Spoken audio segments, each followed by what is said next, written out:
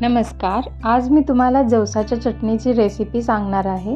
ही चटणी एकदम भारी लागते. ही चटणी तुम्ही दह्यासोबत किंवा तुपासोबत खाऊ शकता. बट आय वुड रिकमेंड की तुम्ही दह्यासोबत खावा. म्हणजे खूपच चांगली लागते. चला तर आपण रेसिपीला सुरुवात करूया. इथे मी 100 ग्राम जवस घेतलेला आहे. त्याला मध्यम आचेवरती एक 5 मिनिट भाजून घ्यायचं आहे. जास्त भाजू नका. भाजलं गेलं की ते तडतडू लागतात. तुम्ही बघू शकता इथे थोडंसं तडतडत आहे ते. जवसाची चटणी खायचे खूप फायदे देखील आहेत. तुम्ही गुगल करून पाहू शकता. इथे जवस भाजलं गेलेलं आहे. आता त्याला थंड होण्यासाठी बाजूला ठेवूया. त्यानंतर कढईमध्ये 10 ते 12 मिरच्या घ्यायच्या आहेत आपल्याला आणि 15 ते 20 लसूण घ्यायचे.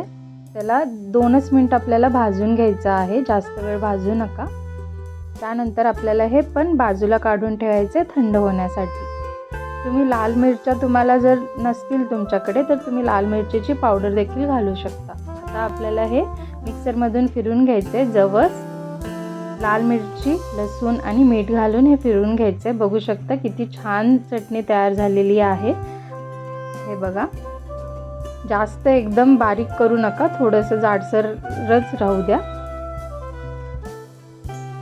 ही चटणी तुम्ही चपातीसोबत किंवा भाकरीसोबत देखील खाऊ शकता. बट तुम्ही हे दह्यासोबत खाल्लात तर तुम्हाला जास्त चांगलं लागेल. दिवसातून 1 ते 2 चमचे तुम्ही हे चटणी खाऊ शकता. व्हिडिओ बघितल्याबद्दल धन्यवाद. व्हिडिओ आवडला असल्यास व्हिडिओला लाईक करा, शेअर करा आणि चॅनलला सबस्क्राईब करा. Thank you for watching. Please like, share and subscribe to my channel.